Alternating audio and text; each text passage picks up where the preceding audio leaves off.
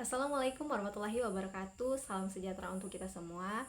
Perkenalkan, nama saya Nur Fajita Madu sebagai moderator kelompok 5 yang akan memandu jalannya presentasi kita hari ini yang membahas sekilas tentang statistika di Indonesia sebagai tugas mata kuliah filsafat ilmu dari dosen pengampu yang saya sebut nama beliau Pak Laode Nasar SPD MSc. Saya akan ditemani oleh dua rekan saya sebagai presentator, yaitu Kak Anindita Aurelia Anastasia dan Kak Abdul Wahid Antula. Yuk simak penjelasannya yang akan dimulai oleh Kak Abdul Wahid Antula. Baik, terima kasih kepada moderator. Pada dekade 60 dan 70-an, statistika dikenal sebagai tongkat pembimbing di daerah ketidaktahuan.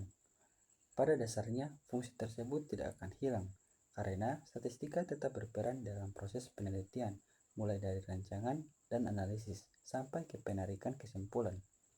Di wilayah di mana dunia penuh dengan ketidakpastian, keragaman, dan proses acak itulah statistika sangat diperlukan. Tanpa bantuan statistika, tidak mustahil kita terjebak oleh kesimpulan yang tidak sepatutnya. Selain itu, statistika juga perlu menerawang ke masa depan. Statistika sebagai tongkat pembantu ke masa depan itu wajar saja bila saat ini berkembang moto statistika adalah alat bantu untuk memecahkan masalah masa depan. Problem solver of the future. Statistic is not just for statistics. Memang demikian, adanya model-model statistika sangat membantu pemahaman proses pembelajaran dalam dunia pendidikan dan psikologi. Regresi dan analisis dari waktu sudah sering membuka tabir kesulitan riset dalam keteknikan, kimia, ekonomi, biologi, dan ilmu-ilmu kesehatan. Dewasa ini, statistika sering diminta bantuan oleh ahli-ahli hukum, kriminalitas, khususnya dengan berkembangnya statistik for forensic DNA fingerprint.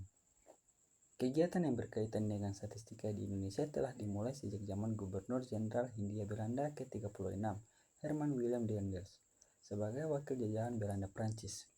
Pada masa pemerintahannya, statistika digunakan untuk mengidentifikasi dan menetapkan prioritas untuk pemanfaatan wilayah, khususnya Pulau Jawa, daerah tugasnya yang harus dilindunginya dari tentara Inggris.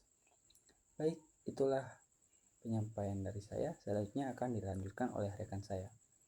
Baik, selanjutnya saya akan mempresentasikan sejarah awal mulanya statistik berkembang di Indonesia pada masa penjajahan. Nah, pada tahun 1800, perusahaan Hindia Timur Belanda atau VOC dinyatakan bangkrut dan dinasionalisasi oleh pemerintah Belanda.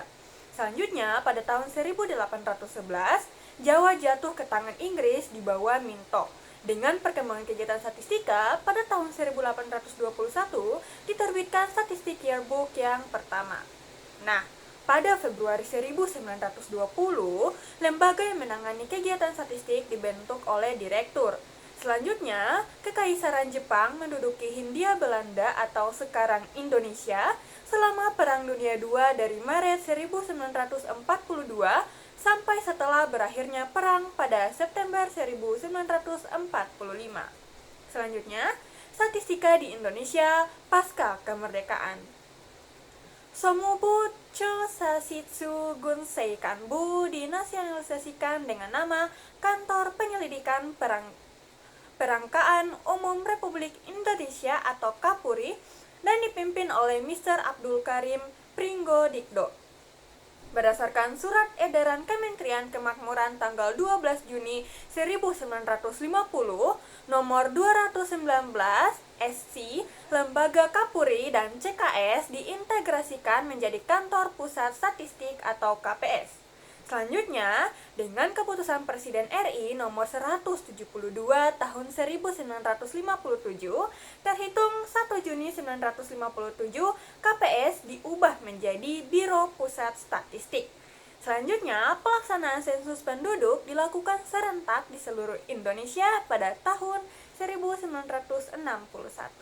Nah, itu dia materi dari saya. Selanjutnya saya kembali lagi kepada moderator. Nah, itu dia pemaparan hasil presentasi kami Semoga teman-teman mendapatkan insight yang sangat bermanfaat dan membuka wawasan teman-teman sekalian.